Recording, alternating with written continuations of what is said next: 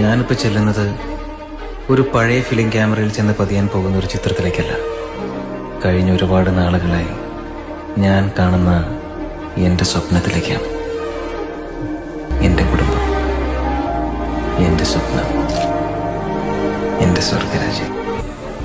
മറ്റുള്ളവരുടെ ജീവിതത്തിലേക്ക് ഇടിച്ചു കയറി നമ്മൾ ചില സർപ്രൈസ് കൊടുക്കും. അവരെ കണ്ണിലുണ്ടാകുന്ന പ്രകാശം, അതിന്റെ ഒരു രസത്തിനും ത്രില്ലൊക്കെ നമ്മളിങ്ങനെ ജീവിച്ചു.